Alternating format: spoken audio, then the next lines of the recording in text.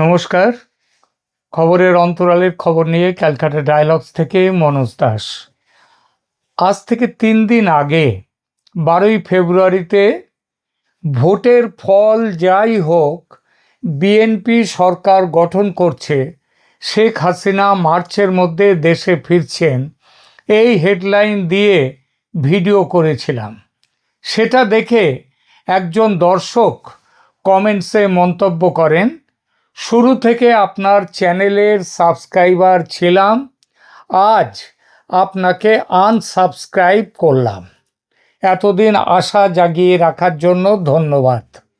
বুঝতে অসুবিধা হয় না, যিনি এই কমেন্টটি করেছেন তিনি আওয়ামী লীগের দৃঢ় সমর্থক।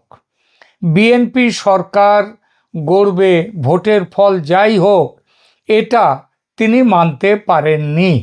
কিন্তু 13 তারিখে ভোটের রেজাল্ট বেরোবার পর যখন দেখলেন বিএনপি 2/3 বিপুল সংখ্যাগরিষ্ঠতা পেয়েছে এবং সরকার গঠন করছে, তখন তিনি পরদিনের এপিসোডে লিখলেন, আপনার প্রথম কথা সত্যি হয়েছে, কিন্তু পরের কথাটা কিভাবে সত্যি হবে? অর্থাৎ শেখ হাসিনা এবং তার আওয়ামী লীগ কিভাবে ফিরবে দেশে, সেটা দেখার অপেক্ষায় আছি। এই প্রশ্ন যে ওই বিশেষ একজন দর্শকের তার একার প্রশ্ন তা নয়। গত মাসে জানুয়ারির 19-20 তারিখে প্রতিবেদন দিয়েছিলাম, শেখ হাসিনা ফেব্রুয়ারি মার্চের মধ্যেই দেশে ফিরছেন। সেই থেকে অনেকেই জানতে চেয়েছেন, শেখ হাসিনা কি সত্যিই ফেব্রুয়ারি মার্চে দেশে ফিরছেন? কিভাবে ফিরবেন? তার মাথার ওপরে তো মৃত্যুদণ্ড, তাহলে ফিরবেন কি করে? দেশে ফিরলে এই মোহাম্মদ ইউনূস এবং তার সরকার এবং জামাত, এনসিপি, এরা তো তাকে ফাঁসি কাঠে ঝোলাবেন। দেখুন, আমি জ্যোতিষী বা গণৎকার নই যে শেখ হাসিনার জন্ম রাশি নক্ষত্র বিচার করে তার দেশে ফেরার কথা বলছি। যদিও ভারতের বেশ কয়েকজন খ্যাতনামা জ্যোতিষী গণনা করে বলেছেন যে শেখ হাসিনা মার্চ নাগাদ দেশে ফিরবেন। আমি গ্রহ নক্ষত্র বিচার করে তার ফেরার কথা বলিনি, বলেছি রাজনীতি ও কূটনীতির গতি প্রকৃতি বিচার করে। এই প্রতিবেদনে যেসব বিষয়ের ওপর ভিত্তি করে আমি এই পূর্বাভাস দিয়েছিলাম, অর্থাৎ শেখ হাসিনা ফিরছেন ফেব্রুয়ারি মার্চের মধ্যেই, সেই বিষয়গুলো এখানে বলবো। তাহলেই বুঝতে পারবেন তার ফেরার সম্ভাবনা কতটা বাস্তব। তার দেশে না ফেরার সবচেয়ে বড় কারণ ছিল মোহাম্মদ ইউনূসের অন্তর্বর্তী সরকার। এই সরকারের সবচেয়ে বড় ও শক্তিশালী শরিক, যেটা ছাত্র আন্দোলন তথা এনসিপির দলের নেতারা এবং জামাত ও তার সহযোগীরা, তাদের কি অবস্থান ছিল? তাদের তথাকথিত ফ্যাসিস্ট বিরোধী অবস্থান ছিল শেখ হাসিনার দেশে ফেরার সবচেয়ে বড় বাধা। আর এই বাধার মধ্যে যেটা ছিল ভয়ঙ্কর, সেটা হলো ঢাকার আন্তর্জাতিক অপরাধ ট্রাইব্যুনালের বিচারে দেওয়া মৃত্যুদণ্ড। সেই দণ্ড আজ এই মুহূর্তেও রয়েছে। তবে বড় কথা হলো, আগামী মঙ্গলবার 17ই ফেব্রুয়ারি দুপুরে তারেক রহমানের সরকার শপথ নিলেই ইউনূসের সরকার অতীত হয়ে যাবে। ফলে শেখ হাসিনাকে ফাঁসি কাঠে ঝুলিয়ে যুদ্ধ অপরাধী জামাত নেতাদের, তাদের যে হত্যার বদলা নেয়ার মাথা যারা ছিল, ক্ষমতা থেকে সরে যাবে তারা 17ই ফেব্রুয়ারির দুপুরবেলাতে। কিন্তু রাজা গেছে বলে কি রাজার জারি করা আইন শাস্তি চলে যায়? মানে বিচার চলে যায়, কিন্তু বিচারের যে দণ্ড, বিচারের বাণী, সেটা তো থেকেই যায়। সেটা তো কি যাবে? সেটা তো এখনও বহাল আছে। কিন্তু প্রশ্ন হচ্ছে কতক্ষণ বহাল থাকবে? আর এখানেই বসে রয়েছে এই পুরো ব্যাপারটা। দেখুন, বাংলাদেশের অন্তর্বর্তী সরকার গত 18 মাসে যেসব অর্ডিন্যান্স জারি করেছেন সংবিধান মোতাবেক, সেই সমস্ত অর্ডিন্যান্স আগামী সংসদের মানে 17ই ফেব্রুয়ারিতে তারেক রহমান ক্ষমতার বসার, তিনি শপথ নেওয়ার সাথে সাথেই যে সংসদের অনুমোদন, সংসদ বসবে, সেই সংসদের অনুমোদন পেলে তবেই ওই অর্ডিন্যান্স কিন্তু আইনে পরিণত হবে, বা আইন অনুযায়ী অর্ডিন্যান্সের বিচারও গ্রাহ্য হবে। যদি তা না হয় তাহলে কি হবে? দেখুন, বাংলাদেশের সংবিধানের 93 অনুচ্ছেদ অনুযায়ী সংসদ ভেঙে যাওয়া অবস্থায় বা সংসদের অধিবেশন না থাকার সময়ে জারি করা সমস্ত রকমের অধ্যাদেশ বা অর্ডিন্যান্স, এটা পরবর্তী সংসদের একেবারে প্রথম বৈঠকে উপস্থাপনের বাধ্যবাধকতা রয়েছে, এবং নির্দিষ্ট সময়ের মধ্যে সংসদ কর্তৃক যদি ওই অর্ডিন্যান্স অনুমোদিত না হয় তাহলে সেই অর্ডিন্যান্সগুলো বিলুপ্ত হয়ে যায়, সেই অর্ডিন্যান্সের কার্যকারিতা থাকে না, সেটার আইন থাকে না। এই প্রক্রিয়ার বিস্তারিত নিয়মগুলো কি? দেখুন, সংসদের আবার প্রথমেই বলেছি, একটু আগেই বললাম, সংবিধানের 93-2 অনুচ্ছেদ অনুযায়ী রাষ্ট্রপতির জারি করা যে কোনো অধ্যাদেশ সংসদ পুনর্গঠিত হওয়ার পর তার প্রথম বৈঠকে অবশ্যই উপস্থাপন করতে হবে। এই কতদিনের মধ্যে এটা পাশ করাতে হবে? সংসদে উপস্থাপিত হওয়ার পর থেকে 30 দিন কেটে যাওয়ার পর যদি ওটা পাশ না হয় তাহলে ওই অধ্যাদেশ স্বয়ংক্রিয়ভাবে বাতিল হয়ে যায়। আর অন্তর্বর্তীকালীন সরকার কর্তৃক জারি করা অধ্যাদেশগুলো, যেগুলো গত 18 মাসে হয়েছে বহু অধ্যাদেশ, এটা সুতরাং আইনে পরিণত করতে হলে 30 দিনের মধ্যে, একেবারে প্রথম অধিবেশন শুরু হওয়ার সাথে সাথে 30 দিনের মধ্যে সংসদীয় বিল আকারে সেগুলো পাশ করতে হবে। সমস্ত সদস্যদের মধ্যে সংখ্যাগরিষ্ঠের ভোটে সেই অর্ডিন্যান্স পাশ করলে তবে সেই অর্ডিন্যান্স কার্যকরী থাকতে পারে। ডক্টর মোহাম্মদ ইউনূসের নেতৃত্বাধীন উপদেষ্টা পরিষদ একটি নতুন অধ্যাদেশের খসড়া তৈরি করেছিল। তো সেই খসড়ায় তারা একটা নীতিগত অনুমোদন দিয়েছে। এই অধ্যাদেশের লক্ষ্যটা কি? বর্তমান অন্তর্বর্তীকালীন সরকারের মেয়াদকাল এবং এই সময়ে গৃহীত সমস্ত অর্ডিন্যান্সকে, সমস্ত কর্মকাণ্ডকে আইনি বৈধতা দেয়া, যাতে পরবর্তীতে কোনো আদালত বা কর্তৃপক্ষ এগুলো নিয়ে প্রশ্ন তুলতে না পারে। এই খসড়া, সেটা কিন্তু রাষ্ট্রপতির স্বাক্ষরে অধ্যাদেশ হয়নি। কিন্তু যাই হোক না কেন, যদি রাষ্ট্রপতির স্বাক্ষরে সেটা অধ্যাদেশ জারিও যদি হয়ে থাকতো, তাহলেও সংবিধানের যে নিয়ম রয়েছে, সংবিধানে যেটা বলা আছে বাংলাদেশের, তার বিরুদ্ধে কেউ যেতে পারে না। এবং সেই সংবিধান অনুযায়ী এই যে জিনিসটা, এই যে অধ্যাদেশগুলো, সেগুলো যদি ওই খসড়া অধ্যাদেশটা, সেগুলোও বাতিল হয়ে যাবে যদি না নতুন সংসদ পাশ করে।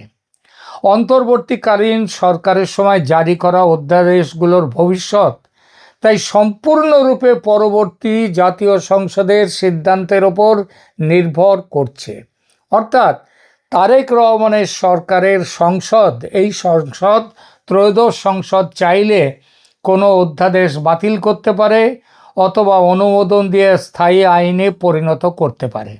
এইবার প্রশ্ন উঠছে যে আন্তর্জাতিক অপরাধ ট্রাইব্যুনালের আইনে সেইটাকে অধ্যাদেশ জারি করে অপরাধ ট্রাইব্যুনালের মধ্যে বাংলাদেশের 71-এর যুদ্ধ অপরাধীদের বাইরে যে আওয়ামী লীগ সরকারের যে কাজকর্ম, এই জুলাইয়ের আন্দোলন অভ্যুত্থান এই সময়ে যেসব হয়েছে, কিংবা তাদের 15 বছরের কর্মকাণ্ডকে যে তারা যুক্ত করেছে একটা অর্ডিন্যান্সের মাধ্যমে, এই অর্ডিন্যান্সে যদি বাতিল হয়ে যায় তাহলে শেখ হাসিনার সরকারের ওপরে এই আইসিটি ক্রাইম ট্রাইব্যুনাল যে শাস্তি দিয়েছে সেই শাস্তির ব্যাপারটা কি হবে? অধ্যাদেশ বাতিল হয়ে গেল বটে, যদি পাস না করে এই সরকার, এই সংসদ ফেলে রেখে দেয়, যদি 30 দিন চলে গেলে এমনিতেই সেটা বাতিল হয়ে যাবে। যদি পার্লামেন্টে তুললো না কিন্তু 30 দিন চলে গেল, তাহলে আপনি সেই অর্ডিন্যান্সগুলো বাতিল হয়ে যাবে। তার মধ্যে এই আইসিটি ইন্টারন্যাশনাল ক্রাইম ট্রাইব্যুনালের যে আইন, এই যেটা বিচার হয়েছে সেটাও ওই যে অর্ডিন্যান্স ওটাও বাতিল হয়ে যাবে। তাহলে প্রশ্ন থাকে, বাতিল হয়ে গেল অর্ডিন্যান্স, কিন্তু শেখ হাসিনার উপরে যে শাস্তি জারি হয়েছে সেটার কি হবে? সেটাও কি বাতিল হবে নাকি হবে না? দেখুন, বাংলাদেশের সংবিধান অনুযায়ী এবং দেশের যে প্রচলিত আইনি নজির যা রয়েছে সেই নজির অনুযায়ী এর উত্তর হ্যাঁও হতে পারে, আবার কেউ নাও নিতে পারে, বরং এটি কয়েকটা গুরুত্বপূর্ণ বিষয়ের উপর নির্ভর করে। দেখুন, সংবিধানের 93(2) অনুচ্ছেদ অনুযায়ী আগেই বলেছি যে কোনো অধ্যাদেশ সংসদে উপস্থাপনের 30 দিন পর যদি অনুমোদিত না হয় তবে তার কার্যকারিতা লোপ পায়। তবে সাধারণত কোনো আইন বা অধ্যাদেশ বাতিল হলে তার অধীনে আগে সম্পন্ন হওয়া কোনো কার্যক্রম, যেমন চূড়ান্ত রায় বা বিচার এবং তার দণ্ড দেয়া, এগুলো যদি হয়ে থাকে, দণ্ড যদি হয়, তাহলে সেগুলো সরাসরি বাতিল হয়ে যায় না, যদি না নতুন কোনো আইনে বিশেষভাবে তা বলা থাকে। এইবার দেখুন, 1973-এর যে অপরাধ ট্রাইব্যুনালস আইন ছিল, শেখ হাসিনা অন্যদের বিচার যে আইনের অধীনে হচ্ছে সেটি একটি 1973 সালের মূল আইন যেটা ছিল ট্রাইব্যুনাল, সেই আইন থেকেই এটা উঠে এসছে। বর্তমান অন্তর্বর্তী সরকার কেবল অধ্যাদেশের মাধ্যমে এই মূল আইনে কিছু সংশোধনী এনেছে। যদি পরবর্তী সংসদ এই সংশোধনী অধ্যাদেশ অনুমোদন না করে কিংবা 30টা দিন এইভাবে পাশ হয়ে যায়, তবে এই বিচারটা 1973 সালের মূল আইনের অধীনে কতটুকু বৈধ ছিল, আদৌ বৈধ ছিল না, এটা কিন্তু প্রাথমিকভাবে এটাই প্রমাণ হয়ে যায় এবং আইনি বিতর্ক সেটাই উঠতে পারে যদি এই কোনো অধ্যাদেশের অধীনে বিচার প্রক্রিয়া সম্পন্ন হয়ে রায় কার্যকর হয়ে যায়। এখানে তো রায় কার্যকর হয়নি, সুতরাং এখানে কি হবে? তাহলে এই রায়টিও, বিচারের রায়টিও স্বয়ংক্রিয়ভাবে বাতিল হয়ে যাবে। তবে দণ্ডপ্রাপ্ত ব্যক্তি এবং তাদের প্রতিনিধিরা শেখ হাসিনা যদি উচ্চ আদালতে চ্যালেঞ্জ করেন, তিনি করতেই পারেন। আবার এটা এইভাবে বাতিল হওয়ার বিরুদ্ধে, শেখ হাসিনার বিরুদ্ধে যারা রয়েছেন, এর আগেরবার যারা তাকে ফাঁসিয়েছিলেন এই ট্রাইব্যুনালে, তারাও পারলে সুপ্রিম কোর্টে চলে যেতে পারে। আদালত তখন ওই বিচারের বৈধতা পরীক্ষা করতে পারেন। কিন্তু মোদ্দা কথা হলো, এখন যে আইনি ধারাবাহিকতা ও সেভিংস ক্লজ বলে একটা কথা আছে। সাধারণত নতুন সংসদ যখন কোনো অধ্যাদেশকে আইনে রূপান্তর করে তখন তাতে একটা সেভিংস ক্লজ থাকে, যা অধ্যাদেশ চলাকালীন সময়ে গৃহীত সকল কাজকে আইনি সুরক্ষা দেয়। সংসদ অধ্যাদেশটি পাশ করার সিদ্ধান্ত যদি না নেয়, তবে ওই সময়ের কাজের, ওই আইনের, বিচারের, শেখ হাসিনাকে মৃত্যুদণ্ড দেওয়ার যে দণ্ড দেয়া হয়েছে সেটা নিয়ে একটা আইনি জটিলতা তৈরি হতে পারে। কিন্তু শুধু ওই বিচারের, ওই মৃত্যুদণ্ডের প্রেক্ষিতে সেটা কার্যকর করা আর যাবে না। যদি পরবর্তী সংসদ সংশোধনী অধ্যাদেশটি পাশ না করে, তবে ট্রাইব্যুনালের বিচার প্রক্রিয়া বা রায়টা সরাসরি বাতিল না হলেও এর আইনি ভিত্তি মারাত্মক প্রশ্নের মুখে পড়বে এবং তাও উচ্চ আদালতে চ্যালেঞ্জ করার সুযোগ তৈরি হবে। অর্থাৎ বর্তমানে যে পরিস্থিতিতে ওই শাস্তি মৃত্যুদণ্ডটি রয়েছে, সেটা নতুন করে আবার বিচারের মুখোমুখি হতে হবে এবং চূড়ান্ত সিদ্ধান্ত তখন সুপ্রিম কোর্টের ব্যাখ্যার ওপর নির্ভর করবে। এবং সেই ব্যাখ্যাটা হলে এটা নিশ্চিত যে এই মৃত্যুদণ্ড আর থাকবে না।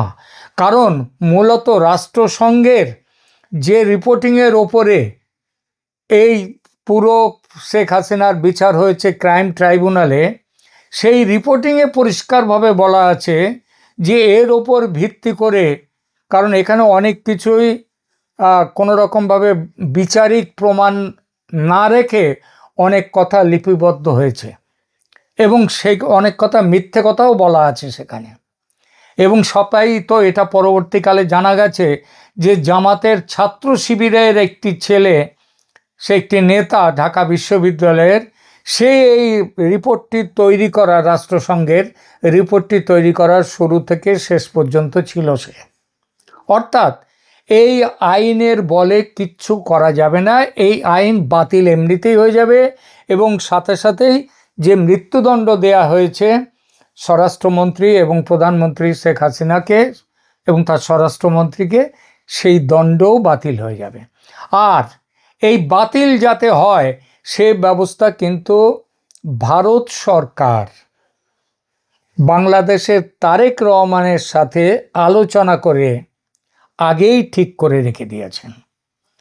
এবং আজকে এটা পরিষ্কারভাবে বলে দিচ্ছি, আপনারা লিখে নিতে পারেন, যে শেখ হাসিনা এই সরকারের 1 মাস হয়ে যাওয়ার সাথে সাথেই, সংসদের অধিবেশন বসার পরে 30 দিন অতিক্রান্ত হওয়ার সাথে সাথেই শেখ হাসিনা বাংলাদেশে ফিরে আসবেন। আওয়ামী লীগের নেতারাও ফিরে আসবেন এবং ফিরে আসবেন তারা, কিন্তু বিরোধী দলও তারা নেই, কারণ ভোটে তারা ছিলেন না।